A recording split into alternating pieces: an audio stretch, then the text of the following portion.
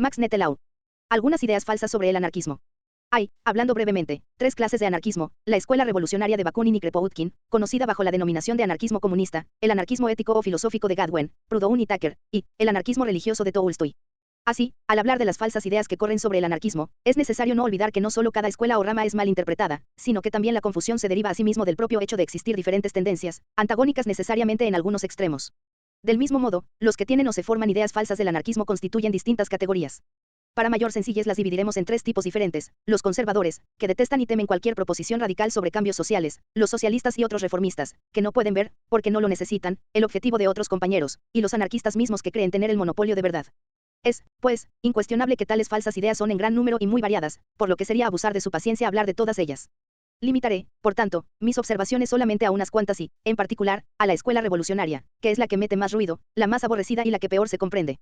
La primera y más importante falsa concepción del anarquismo, sostenido inocente y maliciosamente por amigos y adversarios, es la de que anarquismo, comunismo y revolución son una trinidad indisoluble, de tal modo que muchos se imaginan al primero con la revolución sangrienta en una mano y el comunismo angélico en la otra. Así, pues, presupone a que la revolución implica el comunismo como una económica necesidad social. Que hay fundamento para la formación de estos errores en las mismas enseñanzas de algunos propagandistas de la anarquía, no puede negarse en redondo. Como toda generalización no derivada de inducciones, la concepción del anarquismo fue atrevida, pero vaga. Y también, como otras muchas ideas, no pudo escapar, en sus comienzos, a la influencia de las ideas vecinas. El nacimiento del anarquismo coincide con el periodo revolucionario de 1848 a 71. Las tradiciones de la Gran Revolución Francesa estaban entonces todavía frescas en el espíritu popular, el ambiente impregnado de la idea de cambios políticos sociales y las aspiraciones de los hombres adquirieron grandes vuelos. La construcción de barricadas era entonces una industria floreciente. Fue en una época de fabricación de constituciones de papel y de sistemas sociales, cuando precisamente surgió el sistema no autoritario. Las más vivas críticas acerca de la tiranía del Estado abrieron naturalmente nuevos horizontes a los más impacientes y más perseguidos revolucionarios de aquel tiempo. El ideal de no autoridad les inspiró obstinado oposición a los poderes constituidos y su naciente amor por la hollada humanidad no podía hallar satisfacción sino en la más alta expresión de la fraternidad humana, un sistema económico basado en el comunismo fraternal.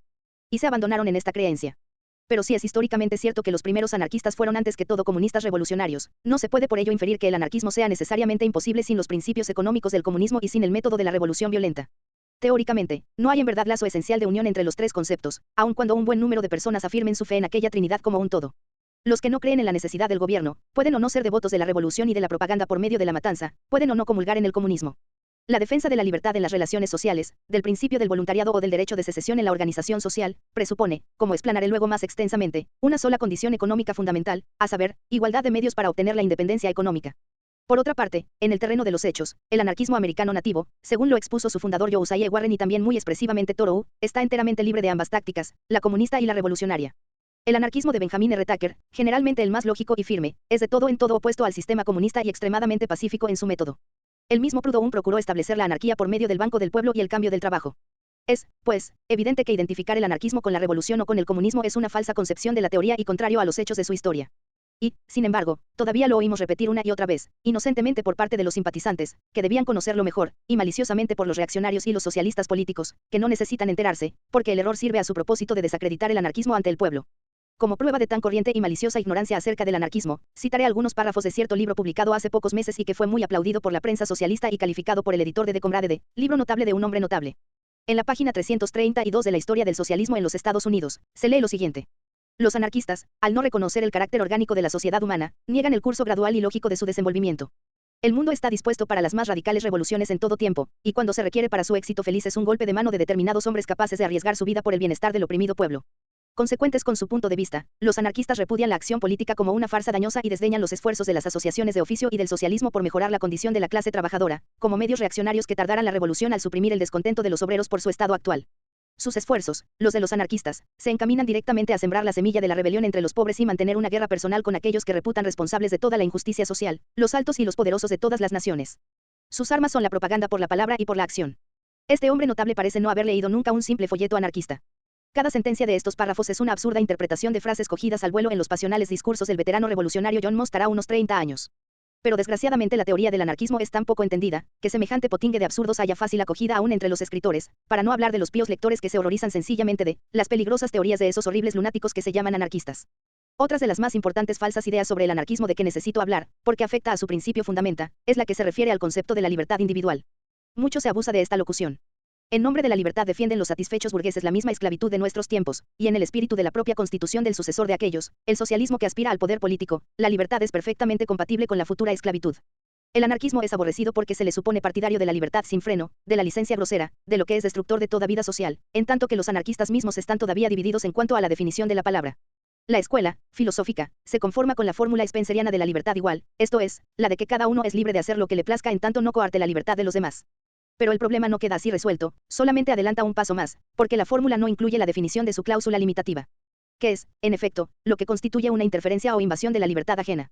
La objeción se reproduce más adelante y parece fundamental, porque no es ya el principio de libertad el que sirve como guía de conducta, sino más bien los límites de la libertad, que es la misma concepción de la libertad garantizada por las leyes que sostiene la vieja burguesía.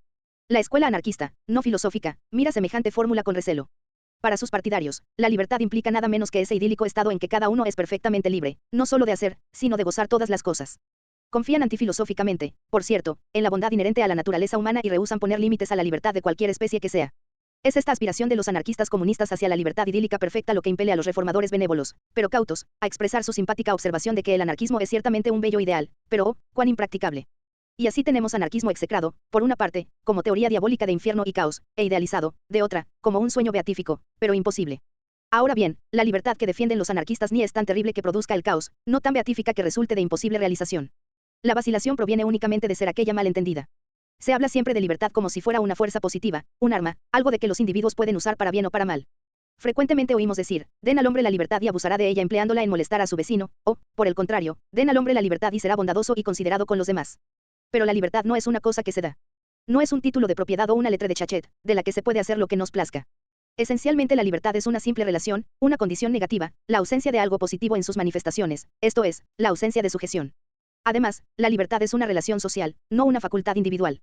Fuera de la sociedad no podemos formarnos concepción alguna de la libertad. Podemos hacer en absoluto cuanto se nos antoje sin que implique todavía cuestión alguna de libertad. Nuestros actos llegan a tener significación únicamente en tanto cuanto afectan a otros, cuando tienen una relación definida con los actos de los demás, esto es, cuando son actos sociales. Al hablar de libertad no hacemos más que caracterizar simplemente la relación de nuestros hechos con los hechos de otros, expresamos entonces que nuestra actividad no cohíbe la actividad de nadie. En las relaciones de hombre a hombre, tener libertad no significa de ningún modo estar investido del poder de dirigirlo, significa acrecentar el beneficio que envuelve la condición negativa de no ser dirigido por él. Muchos dicen, está muy bien hablar de libertad perfecta para lo futuro, cuando los sentimientos altruistas se hayan desenvuelto y sobrepujado a los sentimientos egoístas y el interés de los hombres consista principalmente, como dice Spencer, en ser auxiliar de los demás. Pero con la actual condición humana y las complicadas relaciones de los intereses en conflicto, es preciso que la restricción, mejor que la libertad, continúe siendo la guía principal de la organización social. La falacia que asoma en esas palabras es también debido a una errónea concepción de la libertad. No es esta un sacrificio que se hace en beneficio de otros. No procede de los sentimientos altruistas, del apoyo mutuo, del hecho de ser ayudado. No hay ningún imperativo, haz para otros, etc. Es el grito egoísta puro que desata, que aísla. La definición de la libertad individual no es que cada uno pueda hacer lo que guste con la condición tácita o expresa de no molestar al vecino, sino que cada uno pueda abstenerse de hacer lo que no le plazca sin ninguna condición tácita o expresa. Si la libertad individual fuera incompatible con la organización social, tanto peor para esta. Dejen solo al individuo, no lo constriñan en nombre de la sociedad a hacer lo que no necesita, y no tendrán ocasión de reprimirlo por hacer lo que le es necesario. El fin de la sociedad es, hablando teleológicamente, el desenvolvimiento de la individualidad y no lo contraria. La organización social tiene únicamente en tanto cuanto sirve los propósitos individuales, tanto más completa su libertad personal, tanto más sus fines son atendidos. El anarquismo es la negación de la organización forzosa, no ciertamente de toda organización. No niega el carácter orgánico de la sociedad y por tanto el curso gradual de su desenvolvimiento. Pero reconocer un carácter orgánico en la sociedad no implica que sea un organismo en el sentido neto de la palabra, donde todos los órganos componentes esclavizados obedecen la voluntad de la autoridad central, el más alto sensorium. La organización política de la sociedad es totalmente biológica. La sociedad es una organización sin órganos especiales, está organizada solamente en virtud del hecho de hallarse los individuos en relaciones mutuas los unos con los otros. ¿Cuál es el carácter de estas relaciones mutuas?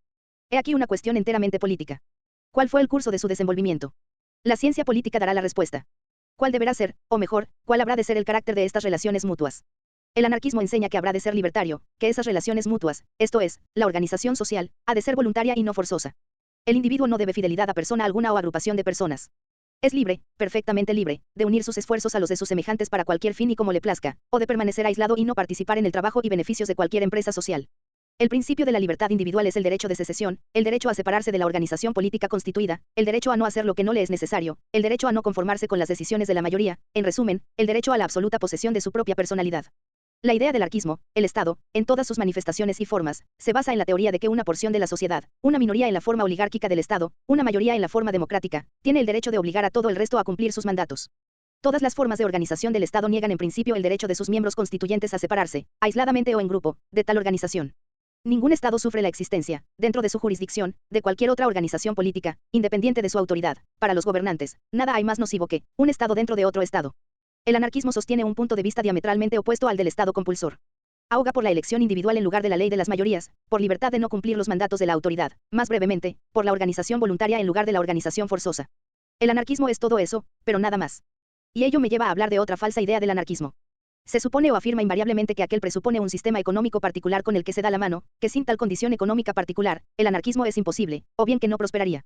Yo no hablo contra los anarquistas que prefieren el comunismo a la propiedad privada, o cualquier otro sistema como deseable condición económica per se. Hablo solamente contra los que ven en uno u otro de esos sistemas económicos una conditio sine qua non del desenvolvimiento de la organización anarquista, lo que niega la posibilidad del anarquismo sin otro ismo suplementario. En este respecto, lo mismo los comunistas que los individualistas están igualmente equivocados.